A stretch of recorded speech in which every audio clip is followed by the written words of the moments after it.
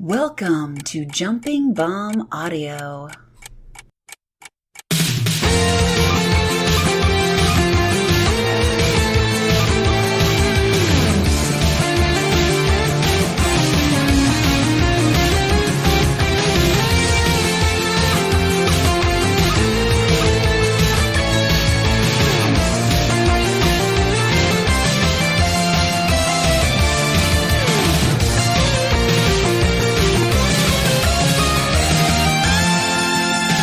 Everyone, and welcome back to another episode of Jumping Bomb Audio, the show all about the world of Joshi Pro Wrestling.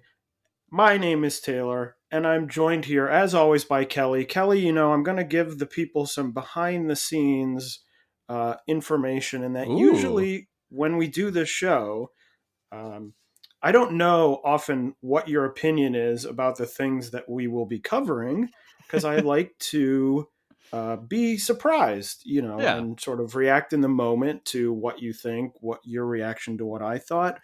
It's a little bit different this week in that I have some inkling of your thoughts from things that you've said leading up to this recording. And I have a feeling that this episode is going to be a doozy. Yep, it's gonna be a doozy. I'm looking forward to it. We're gonna have some fun. We got a lot to talk about. Two big shows we'll be covering on this episode. The first one, the big Stardom show from Osaka Jo Hall, and also Tokyo Joshi's Wrestle Princess 2, two very big shows. So excited to get into those. So the first one we will cover, we will start with Stardom, their 10th anniversary grand final Osaka Dream Cinderella Osaka Mecha Stardom show. That name rules. A very long name from Osaka Jo Hall, their first time there in front of 1,441 fans, a great number for them. And it started off with a match that I did not see because I watched the pay-per-view, and I'm not sure that Kelly saw, but the team of Oedo Tai, Rina, and Saki Kashima defeating Lady C and Waka Tsukiyama. Kelly, did you see that? Okay, so talk about it, because I did not see it, because I watched the pay-per-view. It was absolutely fine. It was just a fine 2-star match. But I gotta say, I started laughing my ass off when Saki challenged Siri to a UWF Rules match, just because that is a ridiculous premise. Yes. And Saki's second match of the, her first match of the night, but it would be one of her two matches on the evening for her. But the card proper started with the Future of Stardom title match, where Ruaka defeated Unagi Sayaka in 8 minutes and 17 seconds to become the new Future of Stardom champion. And I watched this match and I said, we've got to kick the show off with Kelly's thoughts on this match, because I know that you're going to have a lot of thoughts on this match. Well, let's just say the future is bleak. I said this sucked, but it wasn't the worst thing I've ever seen. I went 1 3/4 stars.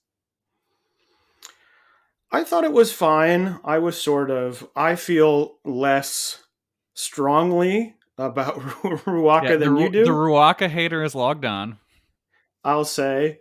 And it's always sort of hard to gauge this, because it's like, well, you don't want Sayaka losing, but you at some point, it's sort of a weird thing where you have to get good enough to lose the title. Yeah. Which is always a sort of strange thing. And of course, we won't talk about it this episode. We'll preview this show next episode, but at their next big show, Kawasaki Wars on November 3rd, Unagi Sayaka falling up in a way, losing the Future of Stardom title match, and next show getting to challenge Tam Nakino for the Wonder of Stardom title. So a big glow up there for her. I feel like this belt would be better served if it would be something like, if you win 4 or 5 matches in a row as champion, you kind of graduate from the title, and then you get some other title shot as a result, Like, I feel like that would be a lot stronger way to push people into doing other things than, oh, you lost it, now you can challenge someone else for something. Yeah, almost like, and this is sort of feels like sort of a reference that not many people will understand. But on the current, I believe, on current NWA TV, the television champion, I believe if they win something like 10 matches or something as Yeah, that's champion, right. they then receive a world title shot. So yeah, I think that would be an interesting system where it's like if you win X matches, you have to maybe give up the title and then you get to challenge. Of course, the issue with that is that they don't really have that many people Yeah. sitting around where it's like, okay, you're going to win 4 matches and leave, and then it's going to be a new champion. You know, it's not like they have 10 or 15 sort of like younger, or Oh, not cool. younger, You but you less beat experienced wrestlers to yeah, come in and challenge. you beat Rena 5 times. Good job. Yeah, and then it's like, well, you beat her 5 times, so she now has to become the champion. It's like, well, we just saw her loss. So, yeah, sort of a hard and just sort of a strange title where you can't really go, oh, why would you beat Unagi? Well, you beat her because you need to get the title off of her Yeah. at some point. It just feels weird to be like, you lost to Ruaka. Now you get another title shot. Seems like in any other situation, if you weren't the champion and you lost to Ruaka, it might be like, hey, things are not going well for you. Yeah. Back of the line.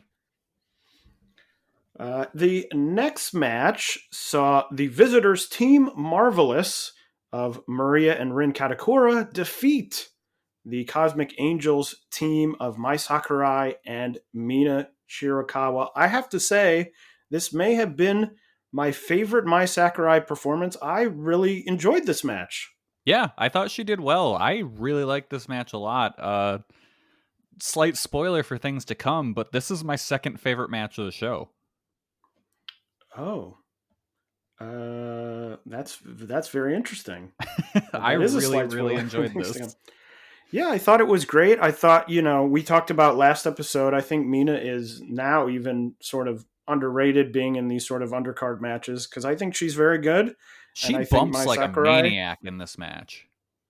yeah, I thought they both did very well. I don't know if they're working with, this Team Marvelous, which is maybe more of the style of, the sort of actress girl style that Sakurai sort of briefly started with. I don't know, but it all worked, and it was a match that I very much enjoyed. Yeah, and the post match was cool. I like the intensity shown between them. I hope this isn't like the end of the Marvelous versus Cosmic Angels stuff. I think that could be a fun feud. Well, Rin is back for the Tag League. That is, well, now it has started today. So she will be at least around, which is good to know. And I'm sure we'll see some Marvelous people in the future, as we've seen over the last few months. Yeah, but yeah, I went 3.5 on this match. I really liked it.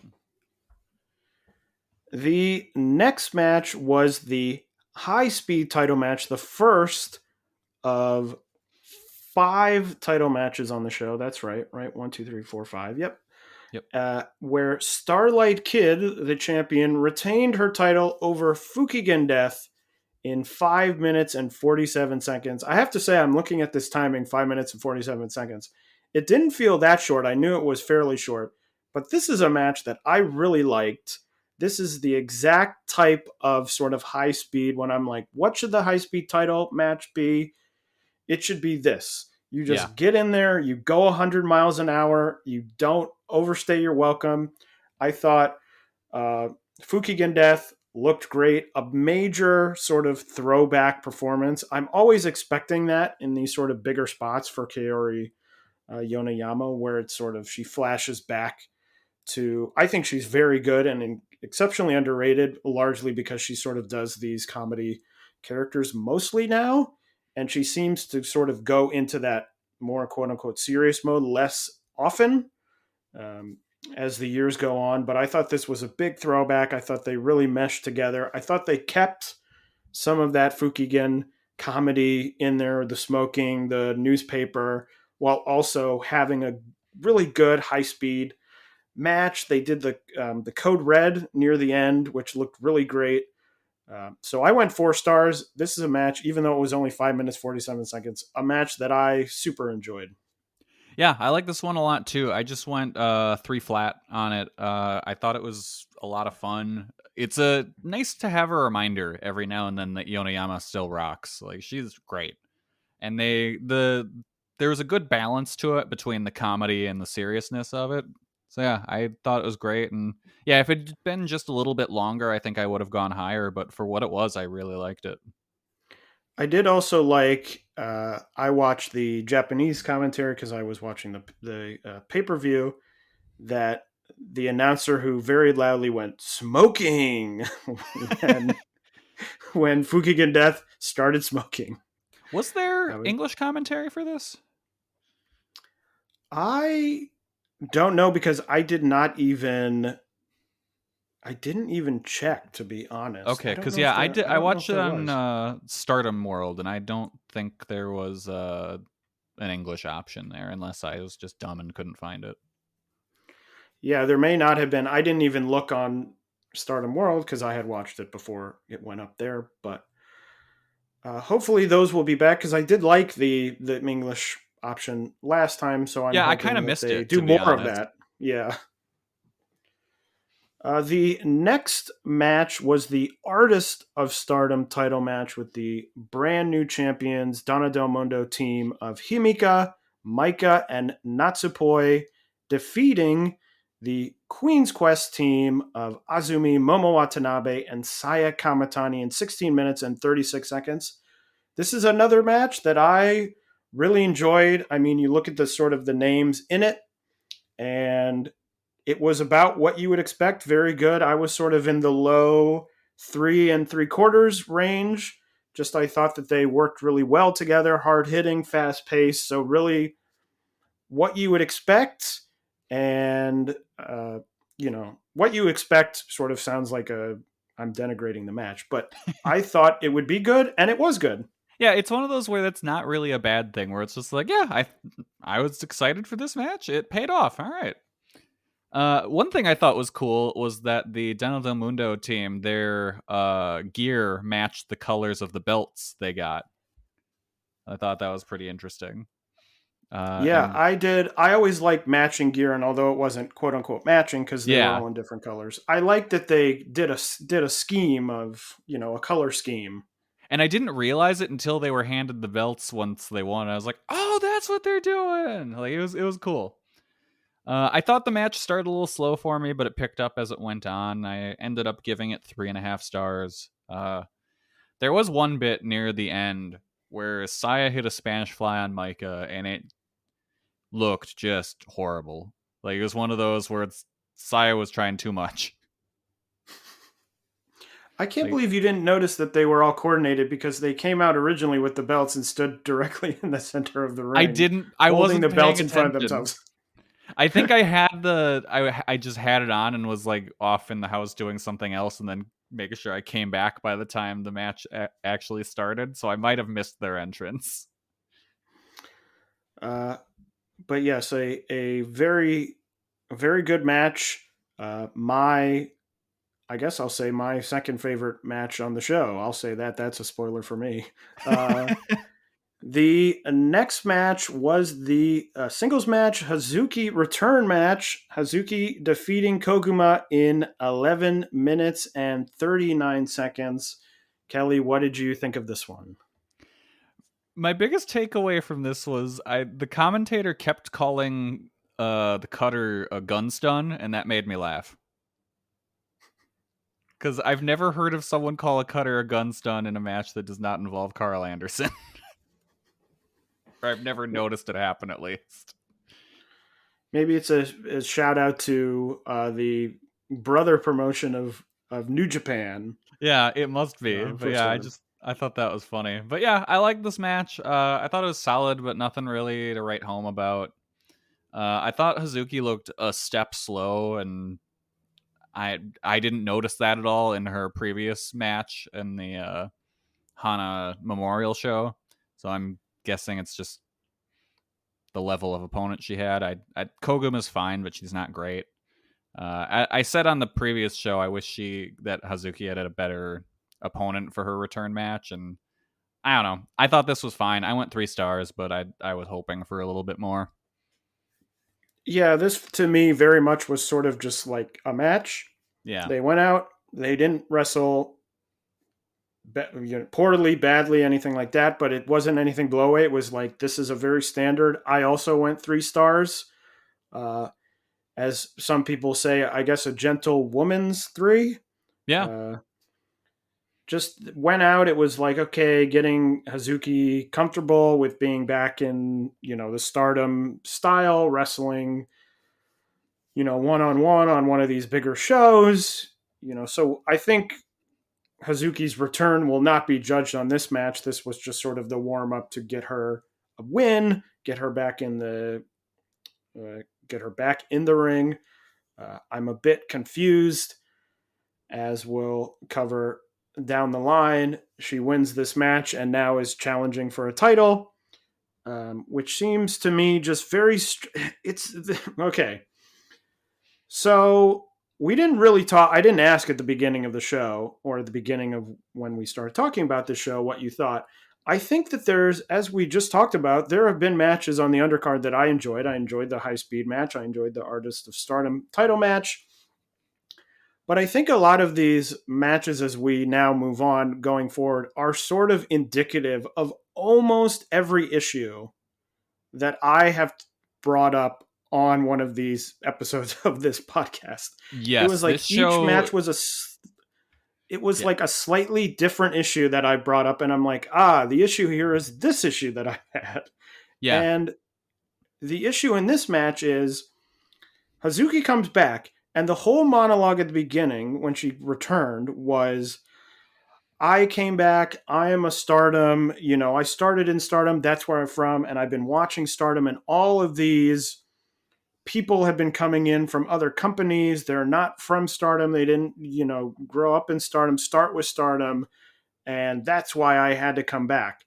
That, to me, is a natural undercard storyline, which we've talked about Stardom does not do a lot of, and I wish they would do more of. And it seems just so bizarre to me I guess, look, you say Koguma, she says, oh, you've been here, I'd like to wrestle you, I'm coming back, it's my first match. Okay, let that one go. But then her very next match is going to be a title match against Utami, and it's like, it doesn't make sense. It's like you have a storyline where you can slot this person in sort of the middle of these cards with an interesting story. Okay, Hazuki is going to take on these people who didn't start in Stardom. You have all of Donna Del Mundo. You have the Cosmic Angels. You have all of these people, all these matches that Hazuki could have that don't immediately just go, well, she's back, she's getting a title match. Because that's, as I always talk about, it's like Stardom is one-track mind. If you are not challenging for a title, Stardom doesn't really know what the purpose of you is. And it's just so maddening to me because I'm like, I want to see these cards have some, storylines in the middle. And I think especially, and we'll talk about this in a second, this is a little bit of my spoilers for thoughts coming up, watching something like a big Tokyo Joshi show where the whole card, almost every single match, maybe not every single match on Tokyo Joshi cards have big stories, but everyone has at least some sort of story of this, even if it's not a title match, this person is coming in, they're a rookie, they're facing this person who, they feel this way about. And you were given a storyline at the very beginning with Hazuki and seemingly have been like, well, doesn't matter. She's getting a title match though. And it just seems like every issue is sort of paved over with, well, you're getting a title shot, so everything's fine. Yeah, the booking of Stardom is actively bad. And this show was just emblematic of everything. Everything that I don't like about the company, it was just right on Front Street with this show. It feels a bit to me like, the number of a great number for the house. 1441, not as high as their 5-star Grand Prix show, but still way up there considering it seemed like many months they were running these big shows and it was like 1,000, 1050, 950. Like in that range, they've now gotten to the next thing, but it just seems like so much of this is building a foundation on something that is unsecure. You're building a big tower on a bunch of sand because there just seems to be no, I don't even know what word I want to use, but it's just like, there's now no it's plan. This time. Yeah, there's no like I don't want to say backstory because backstory is not the right word, but like for these wrestlers, there's no sort of motivation to any of them besides I'm hoping for a title match. I'm in a title match. And, most of the time, whoops, I lost the title match. And there's a thing where I'm like, well, why, the big thing we talked about last week, why is Azumi not being pushed? Now she's getting a title match. But it's just sort of those things where people go, well, they just rotate, now it's Donna Del Mundo's turn to be the focus. And then they get the focus for 4 months and then they're down the card. And it's like, I get what they're trying to do, where they're trying to feature everyone, but it's not a merry-go-round where you can just go, okay, it's your turn now. Like, there has to be some sort of something more than just sort of an orderly line of like, now it's your turn. Okay, you've had your turn. Now you go to the back of the line, and now it's your turn, Yeah, it's detrimental to the company in the long term because they're not building any stars. Like, I would say your big drawing star right now still is Miyu, but like everyone else feels interchangeable to me. And the most bizarre thing to me is they did it with Julia. So I know that they can do it. And the way they did it with Julia was that she started out with a non-title feud. And it's like, there it is. There's your answer. That's what started. And then she sort of built. There was a lot. If you go back and look at the way that Julia was booked, there is a logical progression to almost everything that happened. Some of it was COVID hit. They had the stuff with Hana, all, sort of outside things that happened that made it a little bit trickier. But they nailed it with her and she became a star. And it's like, that's the way these things should be happening. And we'll talk about in a second more. So I guess we should move on to the next match because this will sort of all build on itself. The next match, though, was the SWA women's title match and also the title shot, the 5-star title shot of Syuri was on the line. This was originally supposed to be against Konami. Konami got injured and was not in the match. And so it became Syuri against Saki Kashima. Syuri defeating Saki Kashima in 8 minutes and 58 seconds. I guess, Kelly, I heard you groan when I started announcing the match, so I'll start with your thoughts. I don't want to see a briefcase in wrestling ever again. I hate it. Like, at this point, it's a derivative of a derivative. Because they're just doing what they do with the G1, and, that's ripped off from the briefcase from Money in the Bank. And it's like, I hate it. You win the tournament, you get the shot. You shouldn't have to defend it like this. I don't know. I think it's dumb. And I just hate that they have to carry around a stupid briefcase. Like, the match itself was fine, but that just bothered me. Well, my issue is on a totally different front, which is that, look, you got put in a hard spot. Konami not available. You can't do the match. Would have probably been a good match, a fun match. So you say, okay, you put in Saki Kashima. To me, Syuri should be just destroying Saki Kashima. Yeah. The fact that this match lasted 9 minutes, this match to me is a 5-minute match where Syuri dominates, Saki Kashima gets maybe 1 or 2 little spots of hope, and then it's over. And here we go. We're building on sort of the Hazuki match was the issue with the mid-card. This match is the issue that I always talk about, which is that this company is obsessed with seemingly making everyone at the same exact level. And they're like, well, Saki Kashima has to go out there and look good against Syuri because we can't make her look too bad. She is a She bottom. doesn't. She is a bottom rung. And I don't mean this to denigrate her ability. I like Saki Kashima in the ring probably more than most people do. But in terms of where she is stationed in the company, she is close to the bottom. Especially when you take out rookies or people like Mei Sakurai who have had like 15 matches in their whole career. Yeah. She is near the bottom, and sometimes you have to let people just lose. It is okay. Because if people lose and you want to heat them back up, you can have them win a couple times.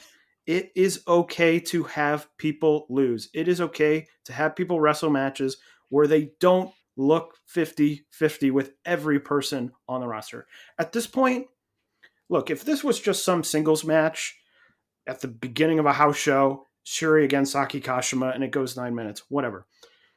You are trying to build Syuri to having a huge title match on a big end of the year show. You want her going into that match looking very strong. And the way not to do it is to make her go 50-50 with Saki Kashima.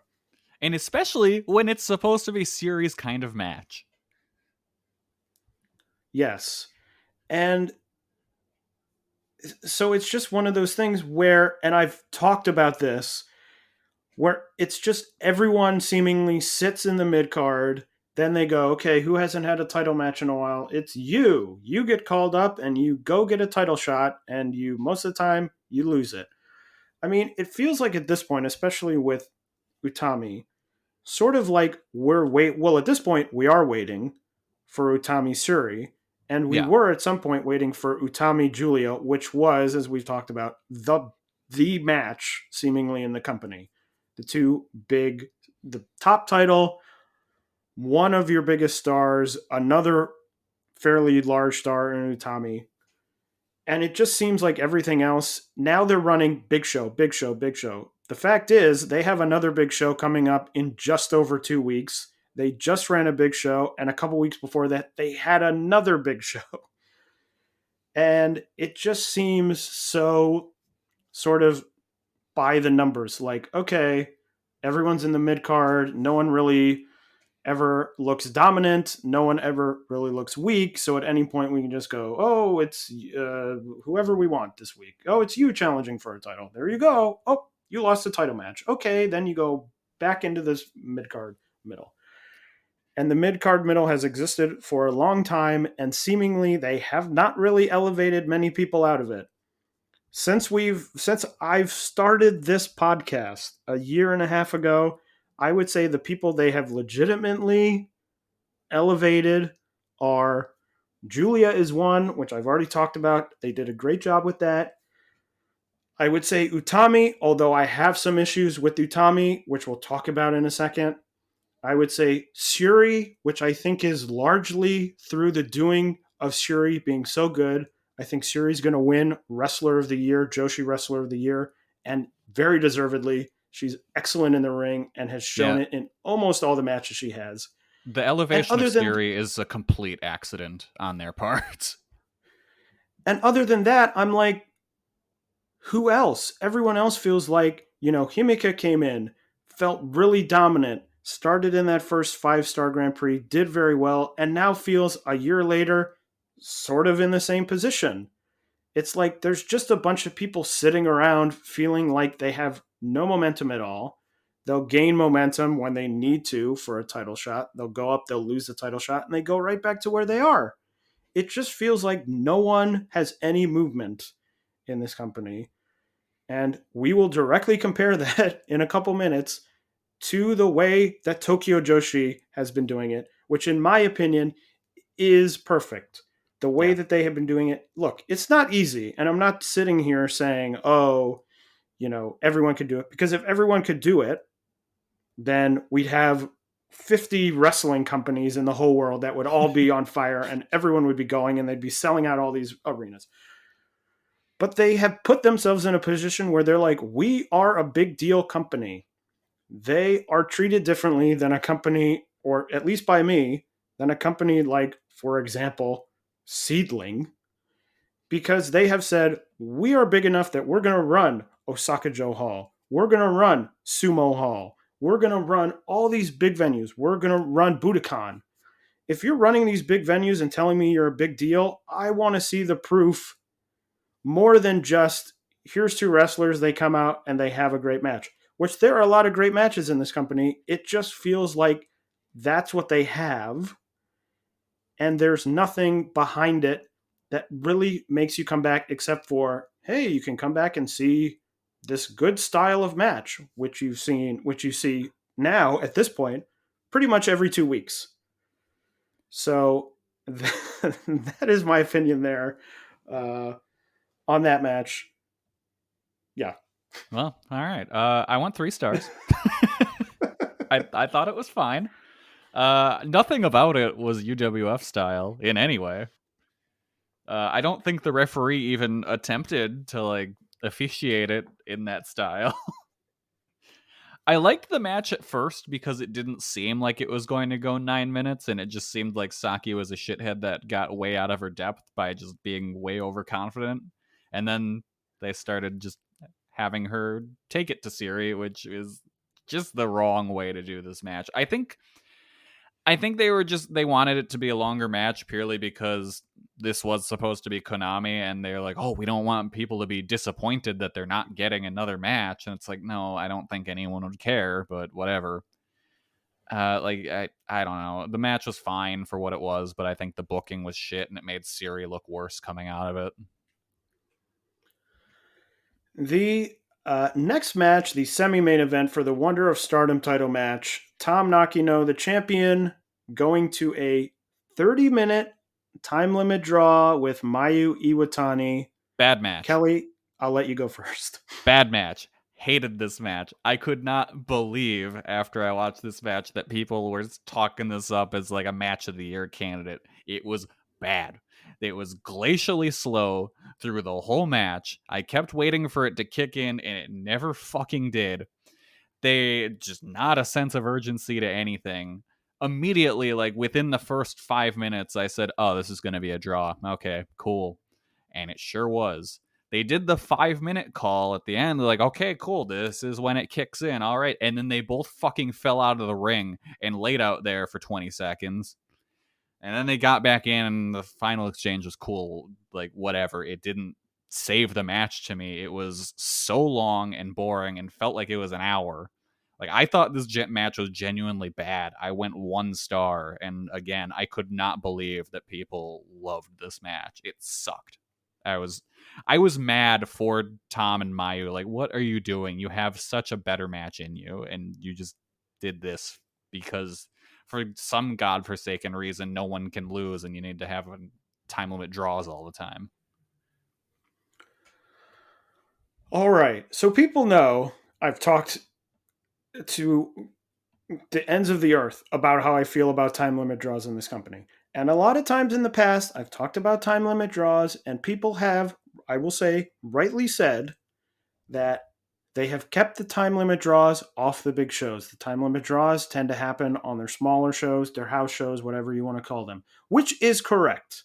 I'm still very annoyed by the time limit draws, but it is correct that they mostly or almost exclusively in the past were happening on the small shows. And I think, funny enough, they had 2 more shows this weekend, and there were 2 time limit draws.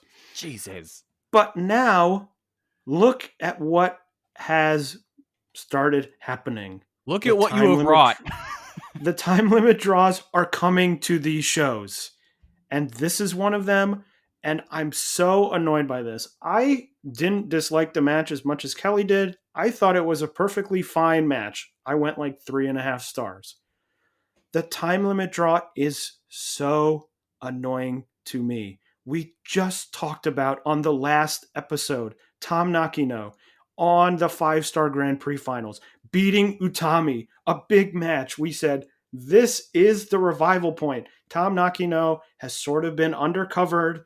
She hasn't been felt as big as Utami. She hasn't felt as big as Shuri, even though she's a title holder. And this is her opportunity. She's going to go out there. She can beat Miyu and really say, look, I am good. I beat Utami. I beat Miyu. And here you go. You give her a time limit draw and you cut the legs out from underneath her. Yeah, and Miyu loses nothing by losing this match.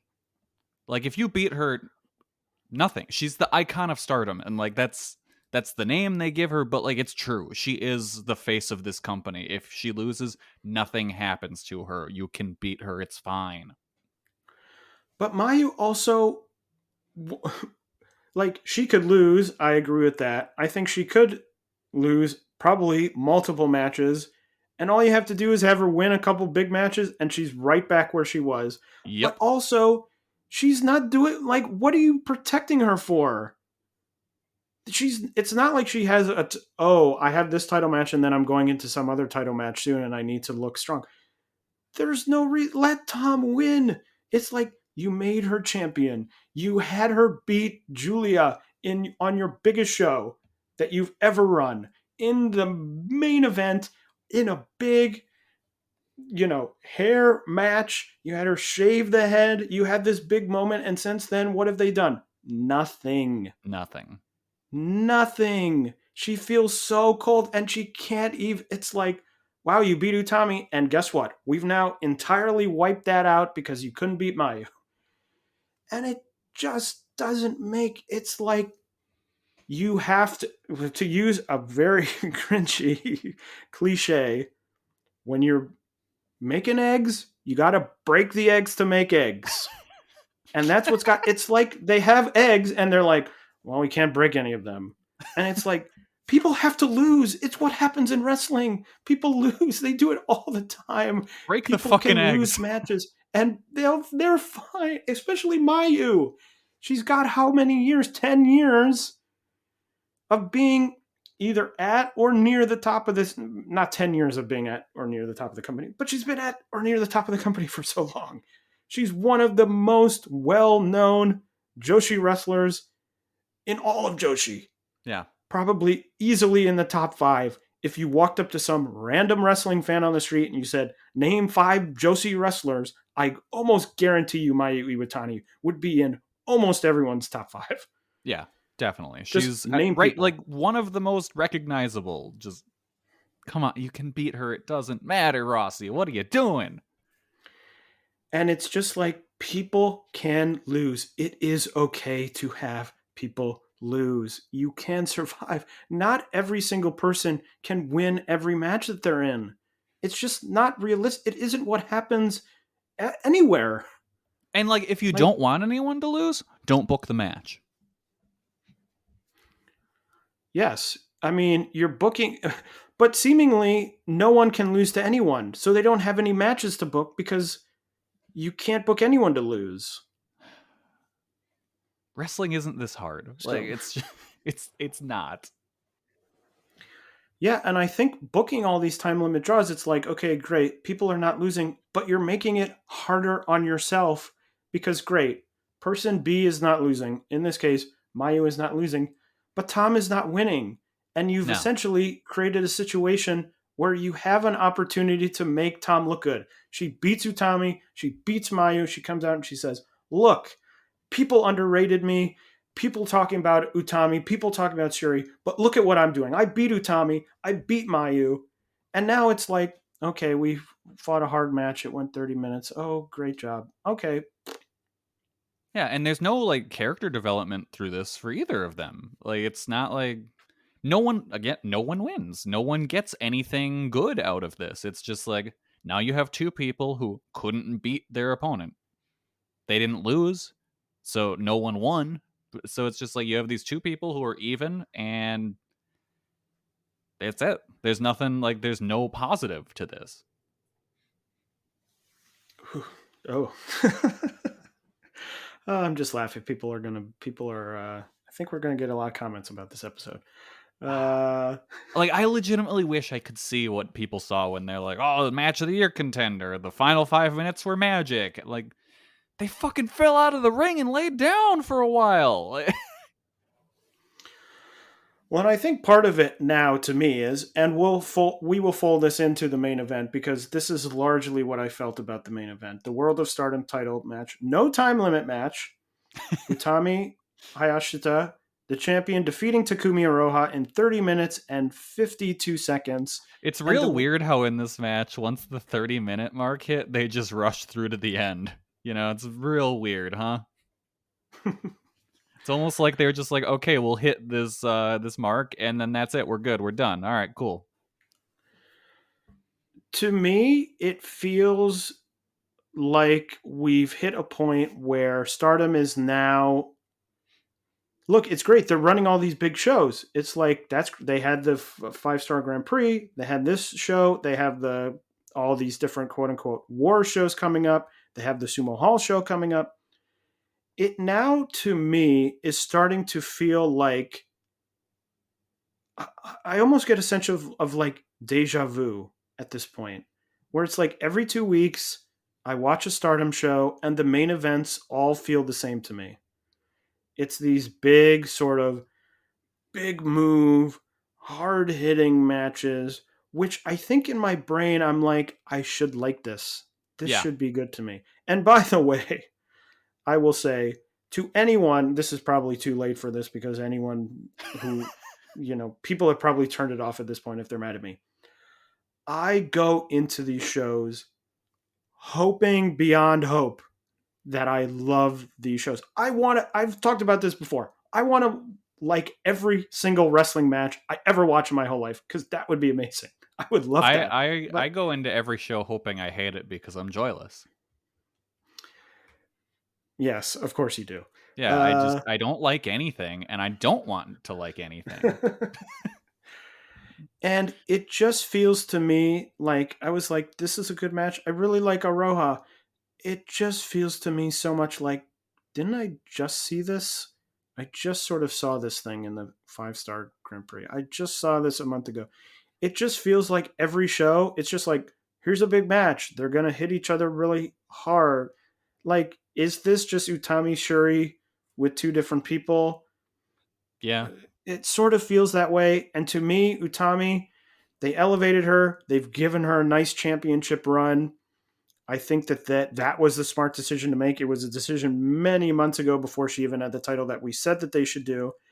To me, Utami is very good. She's super talented in the ring, and she is missing the X factor that people who get to the very tippy top level, the Miyu, the Julia, people like that people like that have. I can't say what it is because sometimes it's a thing where it appears out of nowhere and all of a sudden they have it. You think about, Naito, a very good wrestler.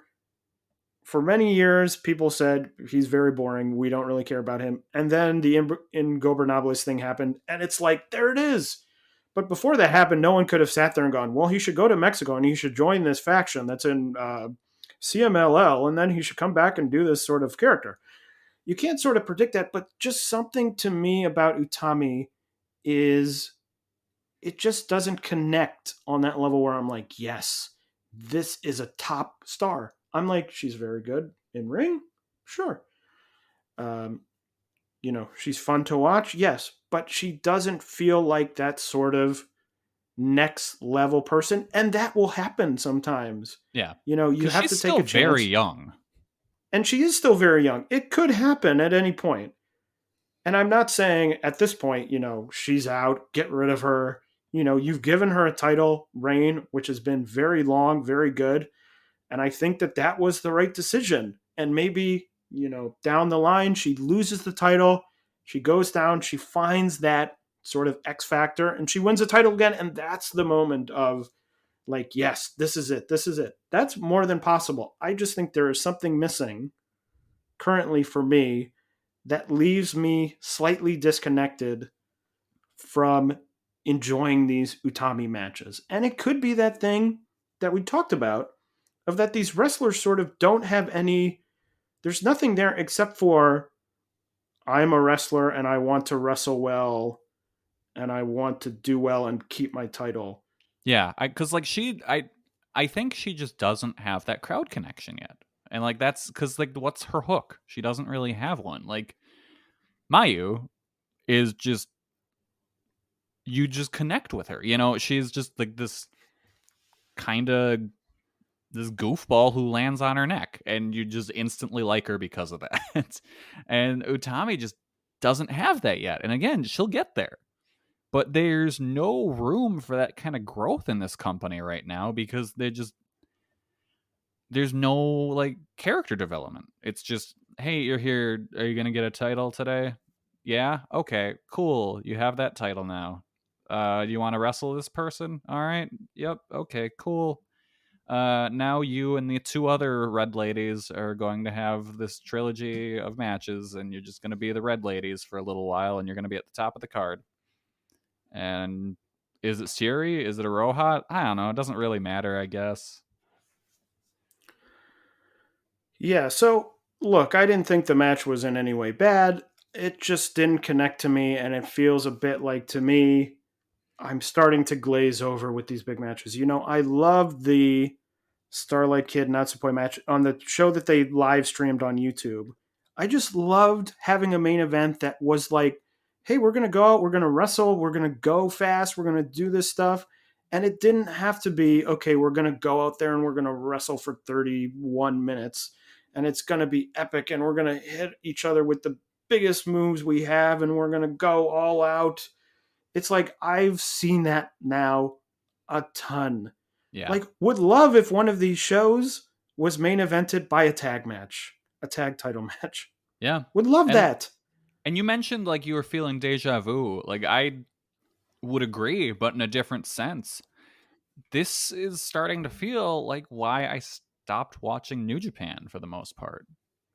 Like every kind of main event just feels the same and it's not compelling anymore. Well, on that note, that will wrap up our coverage of the Stardom Osaka. Oh, wait, actually, I never gave my rating for this one. Oh, go ahead. I actually kind of like this match. I went 3 3/4. Well, there you go. I thought it opened not great, but it ended up being pretty good. I said in my notes, good, just shy of being great. Well, there you go. There's a positive. There's a positive note to end on, and to make ourselves feel a little bit more positive before we head into talking about the big Tokyo Joshi show, we have to tell you about this great company. They're called Hellofresh. And Hellofresh is great. It's fall, and guess what? You know what fall is? Fall is for family time. And HelloFresh has recipes like meatloaf a la mom and one-pot broccoli mac and cheese, which make weeknight meals go off without a hitch. And you may be sitting there, you may be saying, well, I don't know, meals are not for me. I don't need meals. Well, guess what? HelloFresh isn't just for meals. Their marketplace features a variety of snacks, like this fall's pumpkin cinnamon rolls to get you in the mood for this chilly, cozy season. Doesn't that sound great? Some nice snacks. Or if you want, you can get some meals coming to your house. Get a big pot going as the weather gets a little bit chilly. Get some warm food in you and enjoy. So if this sounds good to you, you can go to hellofresh.com/VOW14 and use the code VOW14 for up to 14 free meals, including free shipping. That's hellofresh.com/VOW14 and use code VOW14 for up to 14 free meals, including free shipping. What a deal.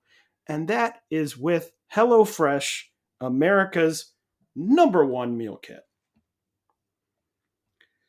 So the next show we're going to talk about, Tokyo Joshi's big show of the year, Wrestle Princess 2, coming from Oda City General Gymnasium in front of 1,914 fans. Before we start, Kelly, what'd you think of the show as a whole? Overall, I really enjoyed it. It was fun. It's what I want out of a Tokyo Joshi show. Just a pretty light, breezy show with some good matches on top. Yeah, I also really enjoyed it. I also have to say that I don't know if it's because it was the first one last year or what it was, but this show to me felt really like a much bigger show than last year. Even though last year felt like a big show, I really liked Kelly. I don't know if you watched any of the pretty long pre show that they did. The pre-show was Um, good. Before the show. I watched the whole pre-show. It was very good. They showed two matches. They showed Yuki Arai and Moka Miyamoto, and they showed Maki Itoh's first match in the company against Miyu Yamashita, which I thought were great. They had interviews. They had Balianaki and Chris Brooks already on commentary, translating a lot of the promos that were being done, which I thought was really great. I thought it was a really cool thing to do. Got everyone in front of the camera, built some of these matches up. So I thought that that was really great. And I also really enjoyed the show. Had a lot of different thoughts. I'm sure we'll have a lot to talk about as we move up the card. But the first match, a 6-person tag match, Pam Harajuku, Raku, and Ram Kaichou defeating Haruna Neko, Kaya Torabami, and Mahira Kiryu in 10 minutes and 9 seconds. Kelly, what'd you think of this? Fun opener. I thought Ram looked really good in her Tokyo Joshi debut. Cool new gear. And yeah, just solid opener. I went 2 1/4 on it. Well, I hate to bring the grumpiness over, translate Oh the no. grumpiness. I didn't think that this was all that great. You know, it's the first match on the card. I was looking forward to Ram Kaichou. I thought she looked good. I sort of I was waiting to see Ram and Kaya Torabami, but it felt to me like Kaya Torabami was barely in. Like it felt like she wasn't really in the match all that often. Yeah, Like she and I came think in that maybe. plays into her taking a break. Did you see this? Oh no, I didn't even see this. She is going to be taking time off until the January 4th show. Well, With there no you like go. really specified reason why, but so I don't know what's going on, if she's hurt or if she just need her focus is elsewhere, and I don't know, maybe she's like in school right now, which could very well be possible. Yeah, I missed that. I also was off Twitter for a couple days because I was trying to avoid spoilers because I didn't watch this show live.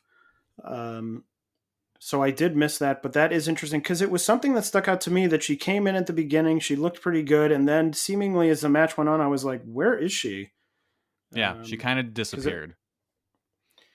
um, and it was just one of those matches where, like, sometimes Mahiro comes in and I'm like, "Wow, she looks great. Why doesn't she push more?" And some matches she comes in and I'm like, "Okay, this is why she is maybe not push more."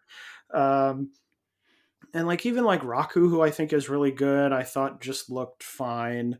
And maybe Well, this was one Rocky that was off her game because she isn't tagging with her normal partner.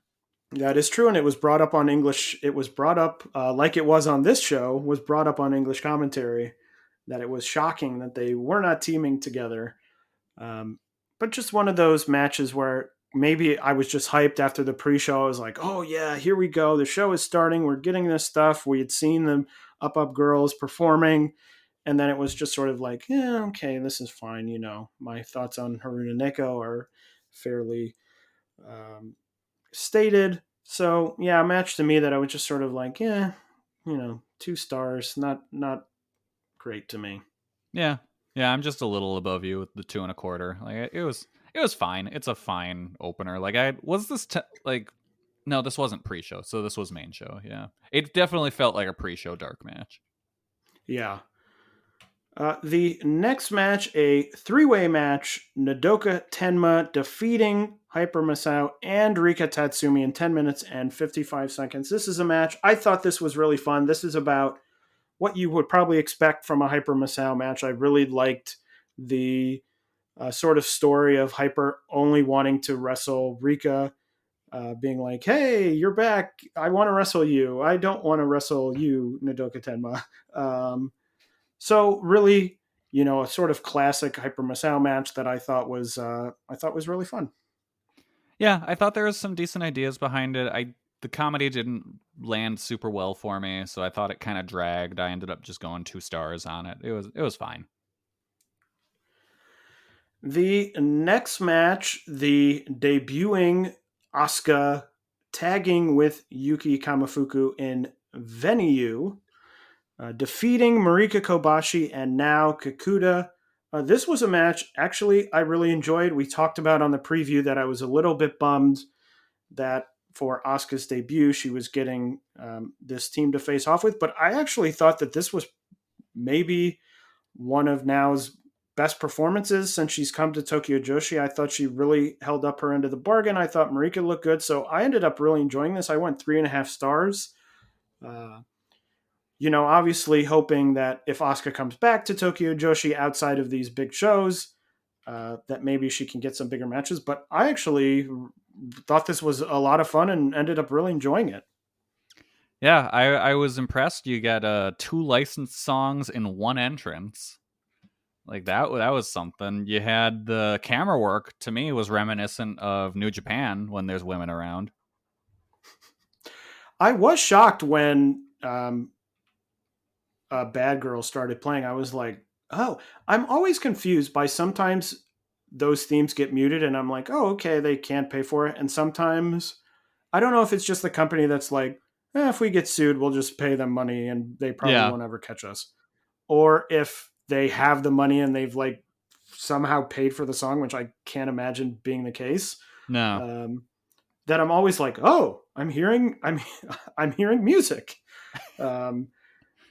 Which I gotta say, I was shocked in this Tokyo Joshi show, and all of a sudden the camera cuts and there's just a bouncing ass in the camera in the shot. I was like, this is not what I expected from this show. Where's my wholesome Tokyo Joshi pro gone? Yes, it was higher up the card. Maybe the lower card, they're like, we can get a little bit scandalous. Yeah, exactly. But yeah, I echo your sentiment on Nao Kakuta. I thought she looked good in this match. I like her new gear. It looks like she belongs in Girls Frontline, which, if you're not aware of what that is, it is a phone game where girls are representing various types of guns. And wait, hold on, time out. Yeah.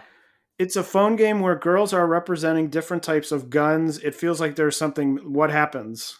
So like you make them fight. So like you have your team where it's like, oh, I have machine gun, AK-47, and Uzi, and we're gonna go fight these people. It's not my typical kind of phone game. I only played it for a while because they did a crossover with Valhalla, which is a cyberpunk bartending simulator that I enjoy quite a bit. So there was like a month where I got way into Girls Frontline, and then once that collaboration was done, I deleted it from my phone. But so Now's gear makes her look like she should be in that game. It's very cool. Wow. That was a lot of things that I was not aware of in any capacity. This was your anime girl phone game update. Yes, there you go. For some reason, when you first described it, I thought you were going to say like, oh, they're girls, they're like machine guns. And then like, I know that there are some anime games that are like, you call them on the phone and you can like speak to them, quote unquote, speak to them. And I'm like, is that what you do? Like you call them and they're like, ooh, I'm like this type of gun. But I'm like, that would be sort of weird. No, they just. But I guess so is girls dress up as machine guns who fight each other. That's also sort of strange. Yeah. But anyway. But yeah, fun match. I went 3 stars. I thought it started a little rocky for me, but it ended up picking up and was pretty good by the end. Well, speaking of being more wholesome, the next match, Riho teaming with Shoko Nakajima to defeat the young team of Arisu Endo and Suzume in 14 minutes and 52 seconds. I have to say, I'm probably the high man on this match. I thought this match ruled. I liked it. I thought it was so good. I thought everyone did really well. I mean, it's one of those things where if you told me like 2 years ago or so, if like you went back in time and you told past me that you're like, in 2 years, Suzume will be maybe your favorite wrestler in all of Tokyo Joshi, I would have been like, you're insane. I would have never believed you. I thought she was really good in this match. I thought she had a lot of really good sequences with Riho. I thought they were really evenly well matched. I thought that they fit really well together. Endo was really good. Shoko Nakajima, of course, was good as always. I really loved the sort of veteran team teaming up against this younger, quote unquote, rookie team. Suzume is not a rookie, but, you know, the younger team. And I thought it was just a great mesh of styles.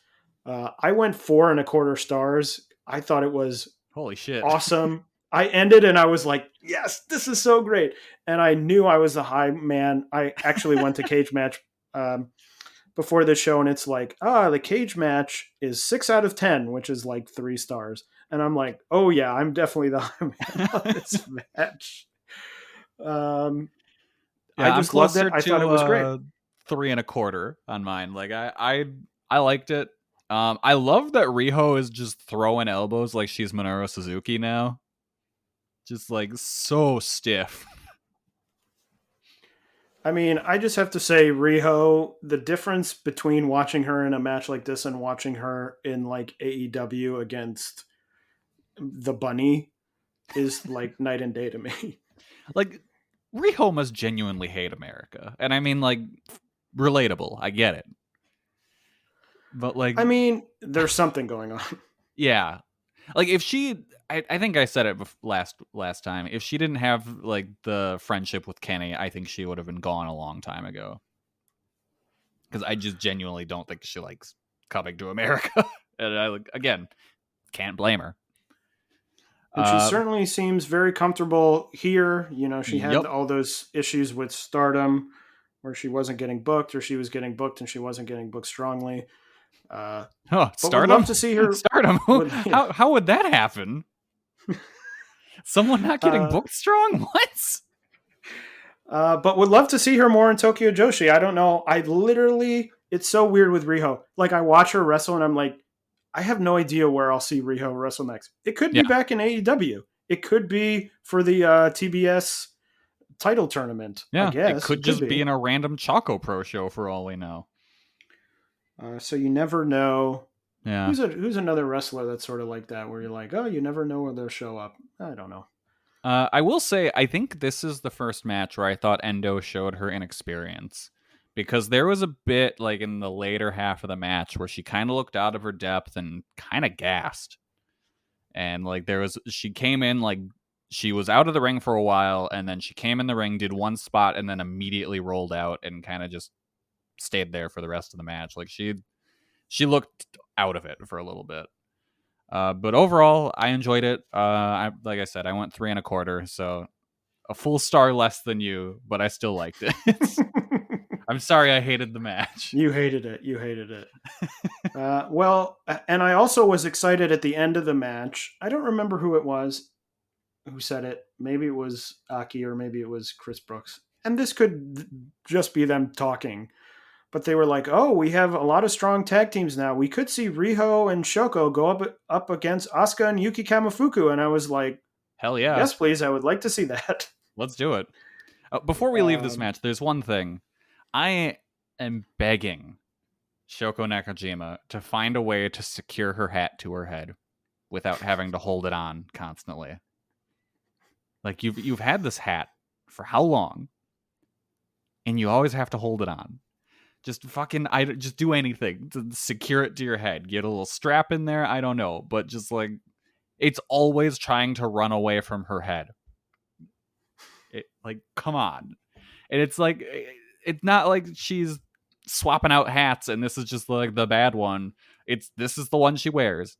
And it has been doing it for years now. And it's always trying to run away from her head and she's got to hold it on. And she can't do the raw I'm a monster thing with only one arm. It looks goofy because why does a monster care about keeping their hat on?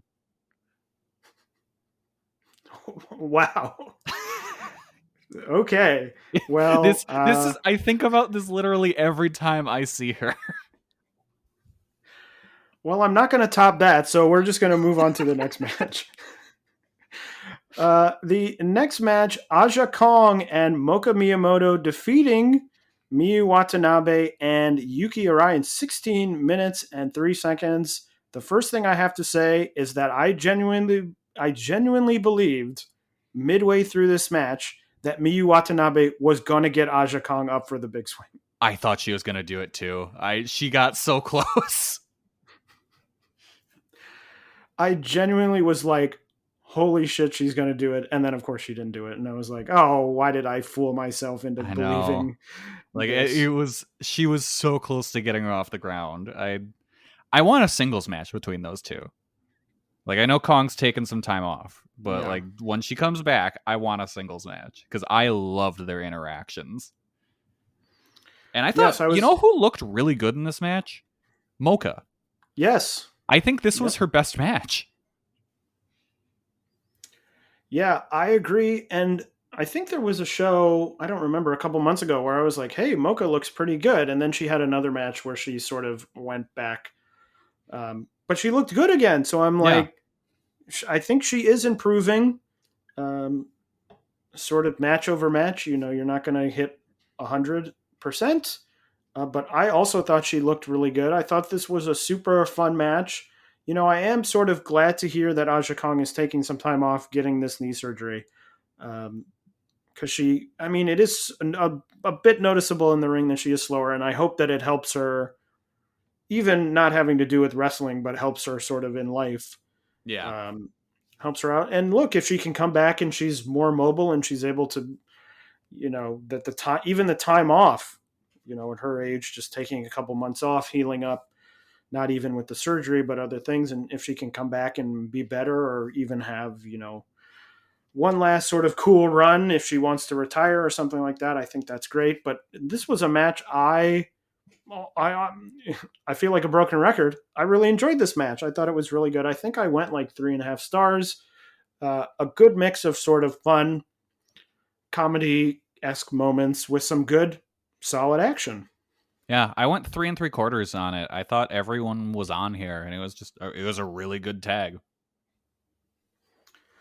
The next match was our first title match of the evening. It was for the International Princess title, where the champion Hikari Noa retained her title in 11 minutes and 27 seconds over Yuki Aino.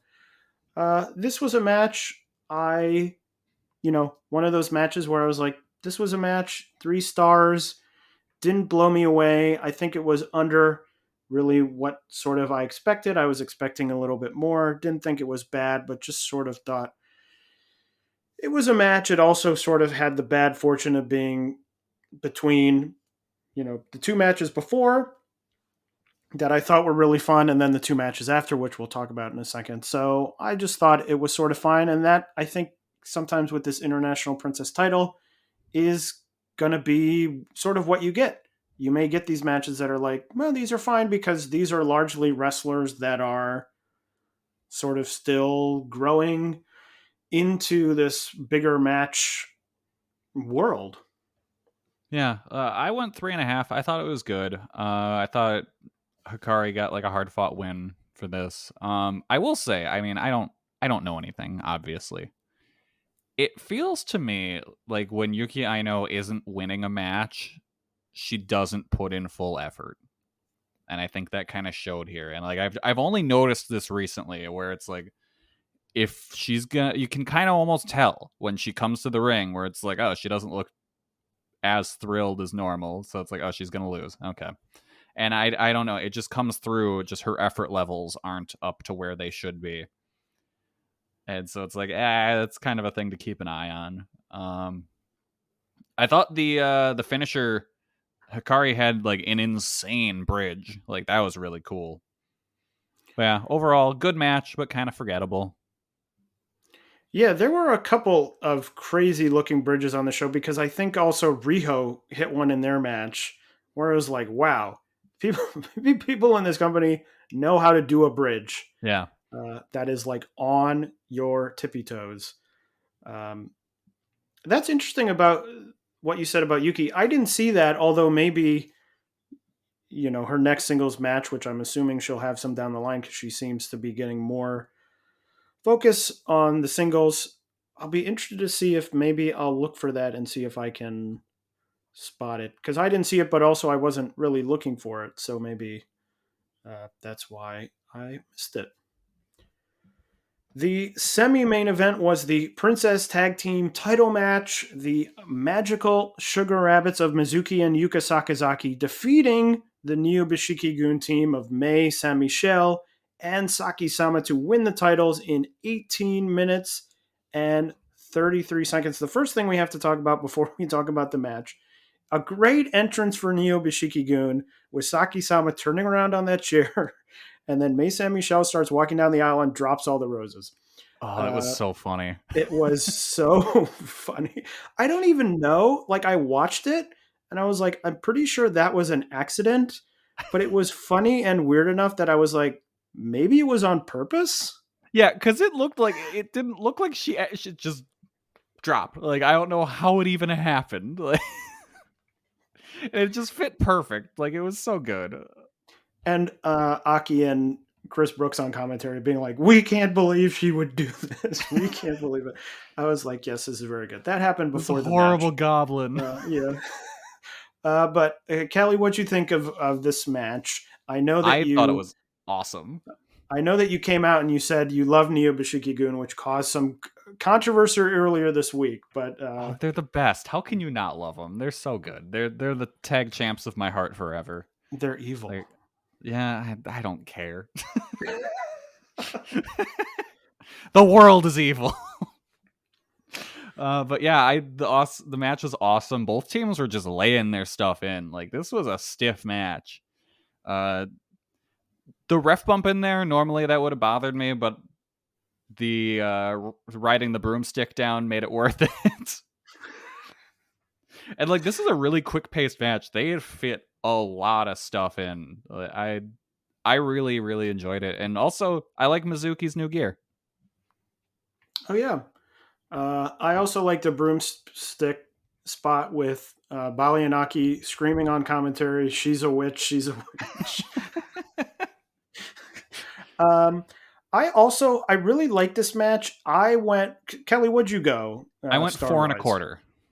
Okay, so I was only slightly behind you. I went 4 stars. I felt like there were a couple spots in the match where it wasn't terrible, but it felt like they weren't quite in sync. I was thinking of it in my brain as like when you're doing a jigsaw puzzle and you fit a piece and you're like, yep, that piece goes there. And then you look at it and you're like, oh, wait a minute, it doesn't go there. Yep. Where it's close enough. Like, they weren't botching things, but it was like, it just felt like they were half a step out of sync on 2 or 3 things.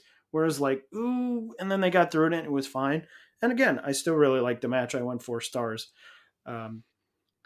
So I think they probably have a little bit better of a match in them. I don't know if that's going to happen down the line. It seems to happen with Neo Bishiki-gun that they sort of win the titles and then they lose the titles and sort of fade away, and then the new edition comes back. We'll see what happens. I know that the aftermatch commentary, or the aftermatch comments, I should say, Saki-sama mentioned something to Mei Saint-Michel. She said, oh, now you're a full maid. So it didn't seem like a sort of comment that would be made if the team were imminently breaking up. But we'll see. A match that I thought was really great. I mean, 4 great wrestlers, so not surprising to me. You know what my favorite part of Mizuki changing her gear is? Now I can send like clips or GIFs of her to people and they won't say like, oh, Riho's really good. Because that happens every single time. And I'm like, no, that's God. Mizuki. And they're like, no, that's Riho, right? And I'm like, no, they just have very similar gear and the same body type and they're like the same height. I swear they're not the same. Do they have very person. similar gear? I would argue they have very different gear. Well, it's pink. That's all people see. If they don't follow, boy, don't send them Miyu Yamashita clips, or they might say, "Oh, what's Rihu doing?" Yeah. But anyway, so an undercard. I thought, as a whole, the undercard I preferred. I don't know if you even remember. I preferred Wrestle Princess 2 over Wrestle Princess 1. I thought Wrestle Princess 2 had a stronger undercard with the tag match and a couple of the openers. But the main event, and one I'm sure that we'll have a lot to talk about, the Princess of Princess title match, Miyu Yamashita, the champion, defeating Maki Itoh in 17 minutes and 23 seconds with a Crash Rabbit heat. Well, let's start with the match itself first. Kelly, what'd you think just of the match? I loved the match. I loved Aki and Brooks on commentary because all of their reactions just felt so genuine. And like it kind of made me feel like this is like what GCW thinks their commentary is. Cuz it's like, okay, it's like you're watching wrestling with your friends. And that's what this felt like, you know. It's not just some dude screaming dumb nonsense over the show. Like they had a lot of good observations, but at the same time, they just felt like two friends you're watching the show with, and they were enjoying themselves. I thought that was really good. Amazingly well worked match and really well plotted out. To me, this felt like what people think or what NXT wants their like epic matches to be, though not anymore because now they're bizarre ass NXT 2.0. But like this is what the like when Johnny Gargano and Tommaso Ciampa are having their matches, this is what they think they're doing. Like they imagine this Maki Itoh Miyu Yamashita match in their head. Like this is the good kind of epic match. I really loved it. I went 4.5. I also really loved it. I also went 4.5. I totally agree with the commentary thing. I think the great thing about Aki is, and this is the case with Tokyo Joshi and also with his commentary in Choco Pro, is that he comes across as genuinely a guy who seems to love watching wrestling. Yes. He really gets into it, but he gets into it in a way that isn't so over the top, and it doesn't at any point ever feel sort of like manufactured excitement.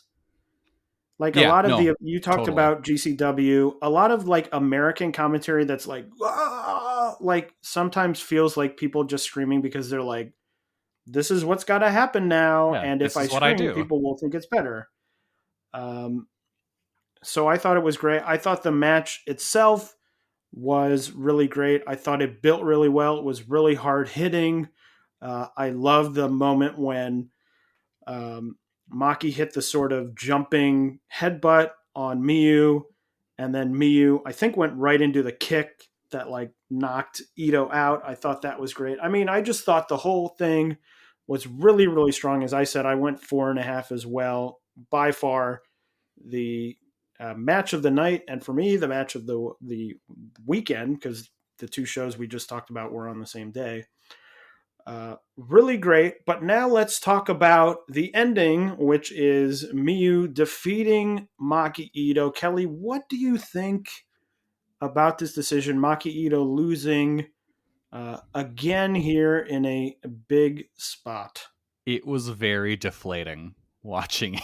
It's like the 3 count happened and I was kind of like, no, this is a mistake. She was supposed to kick out and she wasn't. This is what they chose to book, and like I don't know, maybe it'll end up being something good, but I don't like it. It's starting to feel kind of like Naito and just how they kept pushing his push back, and it's like, all right, when are they going to give him the belt? It's time. And it feels like it's just, will it be too late when they finally do it? But that remains to be seen. For the most part, I do trust the Tokyo Joshi booking, so I'm more optimistic on it than I would be with Stardom. And like I said, the match was great, so that helps mitigate it a bit. Well, what do you think? Yeah, well, you sort of took almost all the words out of my mouth because I was going to say that it was sort of a shocking decision to me, but that Tokyo Joshi has earned a lot of goodwill with me in the way that they booked, because I think that they have booked a lot of things very smartly, but it felt to me like that Naito Wrestle Kingdom where he came in and everyone was like, he's winning. Like, this is it. everyone was ready. He goes out there and he loses. And it was like just the deflating, like, oh, this was it. And also on this show, the big show, I was like, they're definitely going to end with like the big moment of like Maki Itoh winning the title. Like that's how the show ends. Like Yeah. Maki Itoh wins the title and it ends with her holding the title up and it's like, oh, she finally did it. And it didn't happen. And I'm just like, what to me is, they showed the first match, the Maki Itoh's first match in the pre-show. And you just think about her story of like she came in, she had been fired, she wasn't good at wrestling. Aki was talking about in the main event that in that first match, like the ref was going to stop the match, not even on a pinfall, not even on a submission, but just because Maki Itoh was like losing so badly. And she sort of grew out of that and she grew into the sort of Maki Itoh of she was getting better, but she didn't quite have it. Like she would get beat and then she would be defiant at the end and she'd give the middle finger and she'd get knocked out and lose. And that sort of felt to me like part 2. And then part 3 was sort of this winning the Tokyo Princess Cup, becoming new era charisma, going over to AEW, getting big over there, sort of being better, telling me, Yamashita, I want your best, I want you at your best, I want to beat the best. And it just feels like she loses here, and I'm not entirely sure what the next step is. And I'm also just thinking about, one of the things with Itoh winning the Princess Cup, she got this main event, but there's also all this stuff with sort of Mizuki, and you may Yeah. have taken the heat off that because now she's tag champion and you can sort of have her off and defending the tag titles for a while and you don't feel that pressure to be like, you got to move her up, you got to move her up. But I'm worried about that they get to this point where they haven't pulled the trigger on some of these people and then all of a sudden you've got 3 or 4 people. I think one sort of good thing about Mirai Mayumi leaving, if there is any really positive, is that I think that she was growing very quickly and was going to be in that conversation for the Princess of Princess title sooner rather than later, and that would have created even more of a logjam. I mean, I would say now you have Itoh probably circling a title win still, Mizuki circling a title win, at some point, and maybe someone else will emerge. Rika Yeah. I mean, Tatsumi, you've given her the title, so that's okay. But I'm like, Yuka's always in that conversation. yeah, but Yuka has had it, so I'm less like, okay, I'm like, Yuka has been the champion. Yeah. I'm less worried about, if she doesn't have it for a year, she can always get it again and it's fine. But like these people who haven't gotten it and their stories seem to be building towards that being the ending point, to not pull the trigger here, I'm sort of like, if you're not going to pull the trigger here, I guess maybe she could never win the title. I guess that's a thing that could happen. Yeah. But it's like you got to pull the trigger at some point, and now you've got 2 people you have to pull the trigger on, in timing it in such a way that one doesn't step on the other. Itoh wins, and then Mizuki wins, and you feel like you've undercut Itoh. And this feels a little to me like the other comparison I was thinking of is sort of Ring of Honor, that sort of 2007 Tyler Black. Yep. ish period but you had Tyler Black, you had sort of Nigel, where you had all these people who it felt like the crowd was into and they wanted to see win, and they would sort of get that title match and you're like, this is it, and they wouldn't win, and then they'd sort of win 6 months down the road where it didn't feel like you had a chance to give it the title to them when it's hot and you would be like, yes, the crowd is going crazy, and you give it to them 6 months later and people are happy, but it's not the same. Yeah. And you lose the chance to sort of build their momentum at the very top level you have.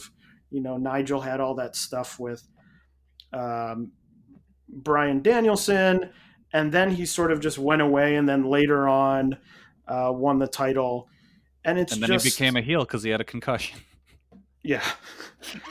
And so, like I said, I'm giving them the benefit of the doubt. They had a show, which we'll talk about in a second. Tokyo Joshi did a house show in which Miyu and Maki teamed up after the match. Miyu was talking about, oh, I'm so happy I won at, Wrestle Princess 2. And Maki was getting mad at her saying, how dare you talk like that in front of me because I lost the match. So I feel like the story is not over, but I'm just sort of, I don't know what word I want to use, but I'm sort of looking at this situation quizzically because I'm not entirely sure what the step forward is. To me, Miyu, when she won the title originally, I was like, okay, she's clearly a placeholder for something. Yeah. But now I'm like, and it seemed when they booked this match, I was like, oh, she's a placeholder so Itoh can beat her and it will be a big deal. And now I'm not really sure what she's a placeholder for. Yeah. And I honestly, I feel with Itoh losing, they lost out on a chance to grow their international audience because, like, Maki got over in AEW. People like her. And this would have been a good chance, especially with the deal they're running where you're getting 4 months of Wrestle Universe for the price of one. Where, you could just be like, hey, AEW fan, you remember Maki Itoh? She won the title in this company. It was a really good match. You should watch. Here's a great deal. You can watch the shows and look at all this other stuff. Like, I feel like they just missed out on that, and I don't know. They're probably not even thinking of that, but it probably should be. But like, I don't know. That seemed like a real big missed opportunity for me. Yeah, I don't know. The international stuff, just because I don't know and we don't have really any numbers, I'm like, I don't know if that is moving the needles. And maybe part of that decision was that they did some pushing of Maki. She's winning the Tokyo Princess Cup, and maybe none of that translated to bigger international subscribers. I don't, Yeah. that I guess could be the case. I think my thing is I'm going to that now. They announced their Korakuen schedule. They also announced they're running Sumo Hall by themselves in March of 2022, which will be a really interesting show to see, an interesting card to see. But now I sort of look towards that that big January 4 show. What is the title match? Because if the title match is just Miyu against, I don't know, like Shoko Nakajima, I'm just throwing out a name of like someone who's won the title already, then I might be saying, what is the direction of some of these people? But as I said, they've earned some goodwill with me. They've booked some other people very well. Talking about Akari Noah, I think they've done very well. Yuki done very well. Suzume, I think, has been good. Some of their rookies are good. So right now, I'm just sort of at a wait and see position. Yeah. And one other thing that kind of made me think that Maki was winning was I could be wrong on this, but I thought she had a new arrangement for her music. Like, it sounded a little different to me. I liked it. I mean, certainly it seemed like all those little things, like showing her first match in the pre-show, them talking it up, she's new era charisma. It seemed like all of these things, not major things, but sort of minor things pointing towards her winning. And maybe that was part of it, that they were doing that on purpose to sort of misdirect. They swerved us, people away. That's the second show in a row I did my Vince Russo voice. Wow. So, yes, but with all of that said, still a match I loved and a show that I thought was really great. So next we'll talk about all the other things that have been happening over the last 2 weeks, and we'll start, funny enough, with Stardom, who has had some shows since that October 9th big show. The first one was on the 16th, and the other one that happened today as we record this, at Korakuen Hall, the opening of the Stardom Tag League.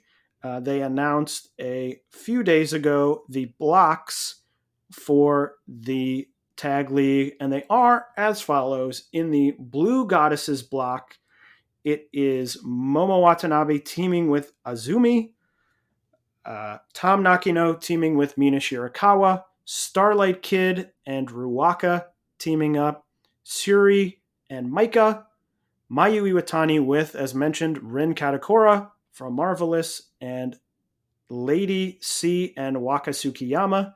That's the blue block. In the red block, it is the Aphrodite team of Utami and Sayakamatani. It is Himika and Natsupoi, Hazuki and Koguma, Unagi Sayaka and Mei Sakurai, Saki Kashima and Fukigen Death, and Hanan and Rina, the final team in that block. So the first day of the Tag League saw 4 matches, Hazuki and Koguma defeating Hanan and Rina, Saki Kashima and Fukigen Death getting the upset on Saya Kamatani and Utami, Momo and Azumi going to a draw with Ruaka and Starlight Kid, and Maika and Suri defeating Tom Nakino and Mina Shirakawa. So very early on, only 4 matches so far. They will have more Tag League matches in the next few weeks. SEAdLINNG had a show on October 13th. The main event saw Hanako Nakamori defeat Arisa Nakajima, and the semi-main saw Hiroyo Matsumoto and Nanae Takahashi defeat Masato Tanaka. And I was happy to see Me? Tanaka back because the first SEAdLINNG match I ever watched was Nanae Takahashi against Masato Tanaka. Hey, me too. That was wasn't that the great for me. match where they had like a GoPro strapped to the referee too? Was that match? It might have been. And I was like, this is the coolest thing I've ever seen. I'm trying to even remember what year was that. 20.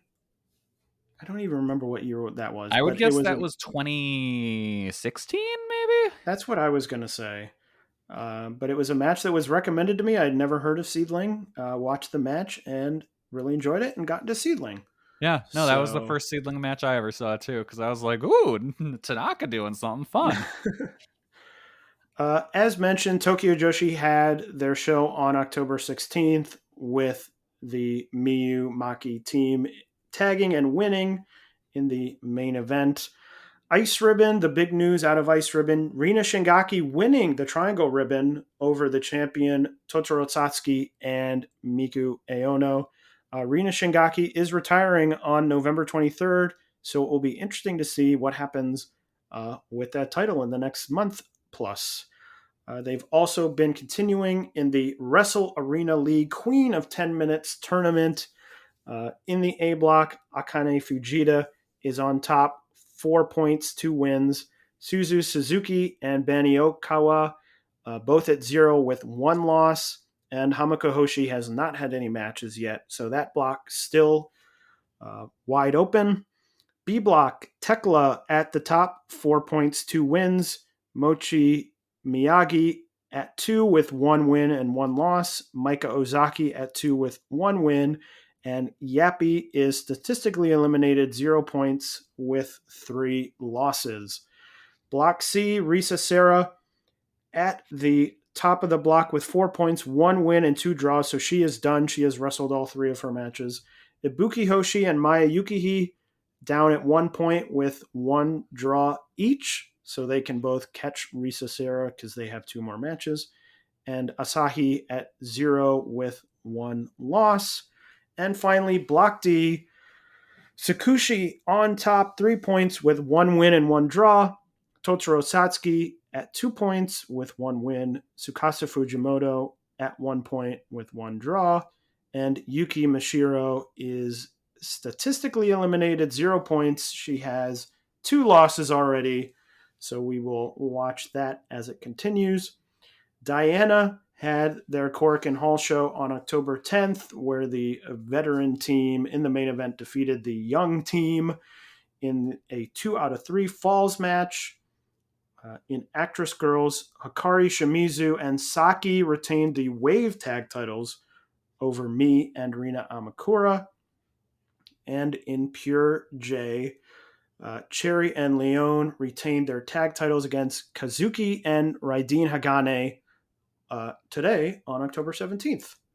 So that is everything that's happened in the past 2 weeks. Coming up, Stardom has 2 shows. They are both tag league shows. Highlighted a big match on the 30th. Micah and Siri against Mayu Iwatani and Rin Katakura.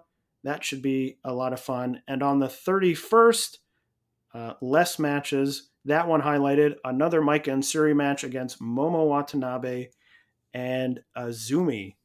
So that worth looking forward to. SEAdLINNG has a Shinkiba show on October 17th. Oz has a show on October 24th, which is the Akino birthday show. So she has booked that show. Tokyo Joshi has 2 smaller shows on the 23rd and the 30th. Sendai Girls has a show with 2 title matches on October 21st. The junior title match, the champion Yurika Oka will take on SEAdLINNG's Riko Kaiju, so that should be a lot of fun. And in the tag title match, Mika Iwata and Ayumi taking on Hibiki and Andres Miyagi. So that should be a lot of fun. Actress Girls on the 22nd. Saori Anou returns to Actress Girls for the first time since her departure. So one worth checking out. And Diana has a show at Yokohama Radiant Hall. Just announced for that show, Haruka Umasaki against Hiroyo Matsumoto. That should be a lot of fun. Kelly, what is coming up in the next 2 weeks of Choco Pro? So they've got 4 shows announced. It looks like they're going to a Saturday-Sunday show schedule. So they'll have 166 on the 23rd, 167 on the 24th, Choco Pro 168 on the 30th, and then 169 on the 31st being a special Halloween show. As far as I know, there aren't any cards announced for any of those, but I'm sure the Halloween show will be wacky and a lot of fun. A lot of Joshi promotions doing some Halloween shows as we close in on Halloween, and those are always, I always enjoy those shows. They always have a lot of fun. Wrestling. Love Halloween. I mean, I love Halloween, and I love wrestling, so only makes sense that I would like Halloween wrestling. Yeah. Got to get a big skeleton in there. Yeah.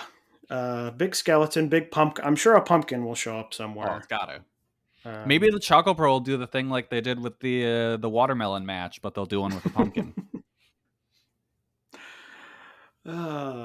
Well, that is everything for us this week. As a reminder, don't forget, go to hellofresh.com/VOW14 and use the code VOW14 for up to 14 free meals, including free shipping. Kelly, anything more you want to say? Nothing really. Just want everyone to go and think about how there's a movie about the moon being evil coming out next year. Well, there you go. There's Kelly's final thoughts. So for Kelly, I am Taylor, and we will see you next time.